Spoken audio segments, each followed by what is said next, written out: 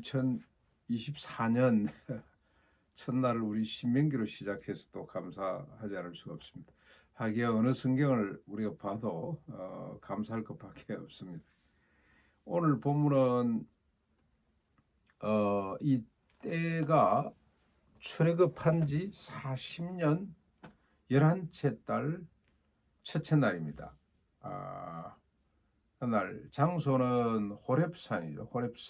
호렙산을 건너서 세일산을 건너고 가데 바냐를 건너서 쭉 이 과정을 설명을 하기 때문에 쭉 건너가지고 지금 아라바 광야에 와 있습니다. 아라바 광야가 어디쯤 되냐면 사해 북쪽, 요단강 동쪽, 사해 끝날 쯤 북쪽에 요단강 동쪽. 그러니까 이제 요단강만 건너면 가나안 땅으로 들어가게 되는 거죠. 그 지역에서 모세가 마지막으로 유언 같은 설교죠. 설교. 뭐 지금으로 말하면 설교 같기도 하고 연설이기도 하고 마지막 당부 유언을 향한 곳입니다. 때와 장소는 그렇게 이해를 하시면 될 것 같고, 여기 뭐 지명이 많이 나옵니다만 이 과정을 설명하는 거기 때문에 가데스 바네아까지 와서 14일 길 와가지고 열 하루 길 와서 이 가데스 바네아의 사건을 이제 뒤에 다루기 때문에 아마 이걸 지금 먼저 이야기를 한 것 같습니다. 1절부터 4절까지 이 때와 장소를 먼저 이제 설명을 하고, 역사적 사실이죠. 모세 출애굽과 가나안 들어가기 전까지 광야 40년은 허구가 아니고 뭐 이래 픽션이 아니라 역사적 사실임을 이렇게 정확히 이 날짜를 통해서 알려주고 있습니다. 5절은 모세가 이곳에서 뭘 했는지 율법을 설명하기 시작하더라. 마지막 이 유언이 이 그동안에 하나님이 주신 율법들을 쫙 나열해 다시 정리를 하는 거죠. 그런데 그 전에 먼저 40년의 역사를 간단하게 소개를 하면서 너희가 이런 존재였다.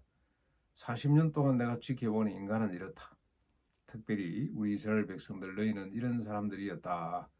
그러면서 이제 결단을 촉구하는 거죠. 율법을 주시면서 다시 한 번 더 쭉 확인하면서 이 율법대로 살거라가 요지인데 율법을 설명하기 시작했더라로 시작이 되면서 6절부터 18절까지 40년 동안에 있었던 한 사건을 다루고 있습니다. 그게 뭐냐면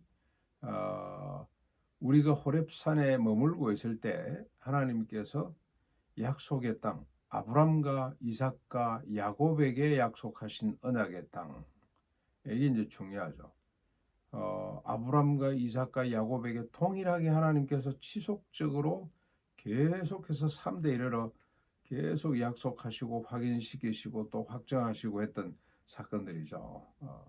그러니까 이건 지금 그 하루아침에 생긴 일이 아니고 하나님께서 이미 아브람 때부터 뜻을 정하셨고 그걸 지금 이루어 오셨다는 겁니다. 지금까지. 그런데 아브람을 이해하려면 아담 이후로부터 또 인간을 이해해야 됩니다. 뭐 우리가 성경 역사로 보면 천지 창조의 시간은 지금 개념하고 다르기 때문에 그렇다 치고 우리 조상 아담으로부터 보면 아브람까지는 한 2000년 정도 시간이 걸린 거거든요. 그래서 이 2000년 전으로 거슬러 올라가야 됩니다. 하나님 만드신 인간 아담이 실패했잖아요. 그래서 그가 에덴 동산에서 쫓겨났고 그리고 그 후손들이 너무나 사악했기 때문에 하나님이 홍수로 심판을 하셨고 그리고 노아 가족을 건져내서 이제 그 후손들이 또 이렇게 아브람까지 내려왔는데 아브람을 불러내신 목적은 내가 이제 다시는 홍수로 지멸하지 않을 뿐만 아니라 인간을 구원할 터인데 앞으로 내가 이 인간을 이렇게 구원하겠다. 이스라엘 백성들을 세우고 가나안 땅을 차지하도록 하고 그래서 열국을 복되게 하는 자신의 뜻을 펼치기로 하겠다고 약속을 한 그 약속까지 거슬러 올라가야 되는 거죠. 그래서 우리 조상 아브람과 이삭과 야곱에게 하신 약속의 땅이 지금 눈앞에 있다는 거죠.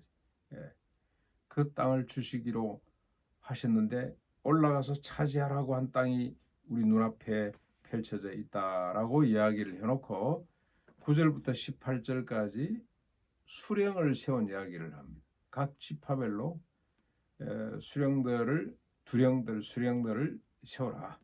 세우고 또 그 안에 또 조직을 갖추는 거죠. 천부장, 그 다음에 백부장, 50부장, 10부장까지 제도를 만든 사건을 다시 해석하고 설명을 하고 있습니다.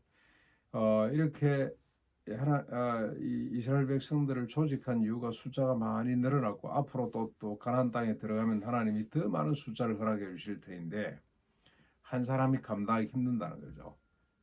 백성들이 늘 살면서 각가지 일을 겪게 되고 어려운 일을 당하게 되는데 그때마다 누가 지도할까 내가 다 하려고 그러니 힘들고 한데 사실 이게 이제 장인 이드로의 충고를 받고 하긴 했습니다만은 내가 천부장과 백부장, 50부장, 10부장을 너희 지파별로 세워놓고 그들이 1차적으로 사건을 다루도록 하거라.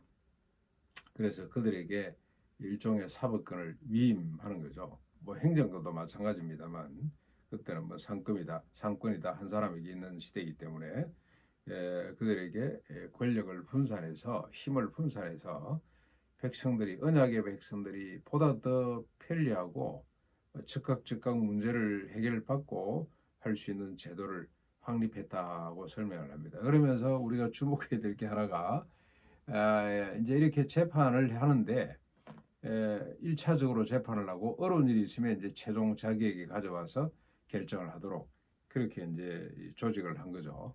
아주 중요한 그 주목해야 될 게 두 가지가 있습니다. 하나는 이방인들도 무시하지 말거라. 이방인들도 동일하게 취급하거라. 아직까지도 이스라엘 백성들은 선민 사상에서 벗어나지를 못했습니다만 모세 율법 정도만 잘 들여다봐도 얼마나 이게 이 개방적인 국가이며 인류를 품는 국가인지를 알 수가 있습니다. 왜 어떻게 하다 이렇게 해석을 하는지 모르겠어요. 왜 이스라엘 백성들이 그 선민 사상에 사로잡혀 가지고 자기들은 열국의 중심이 돼야 되고 나머지 이 지파들은 전부 다 종이 되어서 열국 사람들은 종이 되어서 자기를 떠받들고 섬겨야 된다고 생각을 하는지 모르겠어요. 그런 사고방식을 갖고 있기 때문에 그동안에 고생을 많이 한 것 같고 지금은 힘을 조금 얻은 시대가 돼서 팔레스틴을 저렇게 무자비하게 내몰아치고 그 가자와 뭐 이쪽 뭐 하고 양쪽으로 갈라놓고 오가지도 못하게 만들고 저러고 있는지 모르겠다는 생각이 들고 한국 교회도 이스라엘을 은근히 말이죠 이 하나님의 백성이고 도와야 된다는 이런 생각들을 많이 하게 되는데 아무튼 하나님이 모세를 통해서 주신 계명 가운데는 이방인들도 동일하게 지금 이방인들도 이스라엘 백성들이 좋아서 그들이 섬기는 하나님이 좋아서 따라 나오는 사람들이 많이 있잖아요. 그래서 그들에게도 동일하게 권리를 부여할 수 있는 그들의 신분, 그들의 또 인격, 그들의 존재가 보장받을 수 있는 그런 제도를 갖고 있다. 궁극적으로 보면은 열국을 품고 그들을 복되게 하는 사명이 이스라엘에게 주어져 있다는 겁니다. 그리고 둘째가 저는 요즘 우리 법조인들이 한국의 법조인들이 이걸 좀 봤으면 좋겠다. 법조인들 중에 예수 믿는 사람들이 꽤 많을 텐데 그들이 이 말씀을 어떻게 이해를 하고 있을까 참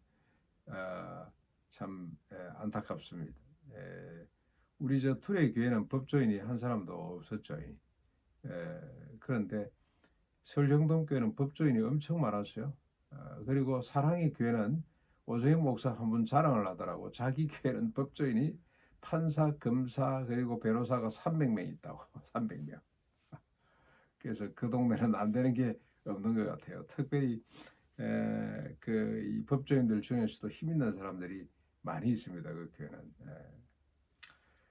그런데 이 말씀을 좀 생각을 하면 참 좋겠다. 뭡니까? 법조인들에게 특별히 이 지도자들에게 주신 너희들이 재판을 할 때 빈부 귀천을 보지 말거라. 그리고 사람의 낯을 두려워하지 말거라. 정말 우리 법조 역사를 보면 참 기가 찹니다. 기가 참. 대한민국의 이 특별히 검찰 권력이라는 것은 이건 과간입니다. 무소불위한 힘을 갖고 설치는 걸 보면 정말로 안타깝다는 생각이 듭니다. 그런데 법조인들, 특별히 지도자들에게 하나님이 주신 명령은 뭐냐? 빈부귀천을 따지지 말거라. 사람을 동등하게 평등하게 여기거라.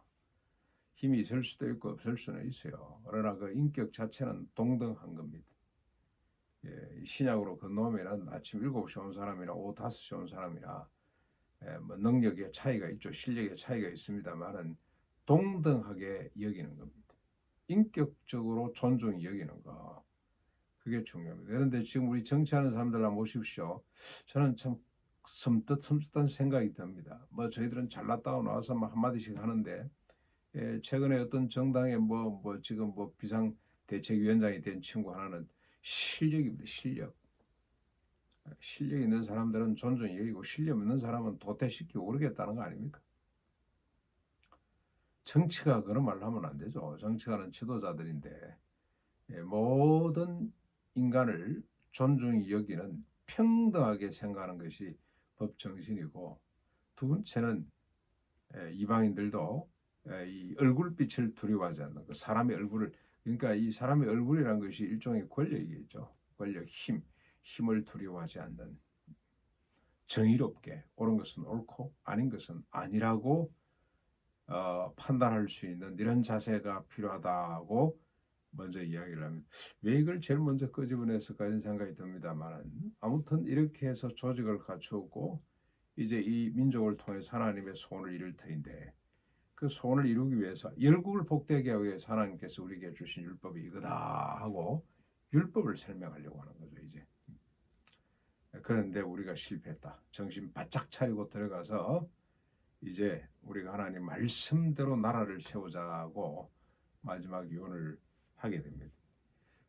이제 우리 또 기대를 갖고 신명기를 통해서 내 개인의 구원으로 끝나는 것이 아니라 우리가 이 땅 위에 특별히 가나안에 모여 사는 뜻이, 하나님의 뜻이 뭘까를 헤아리고 그 뜻에 우리가 힘을 합해서 한 발짝 한 발짝 다가가는 한 해가 될 수 있기를 바랍니다.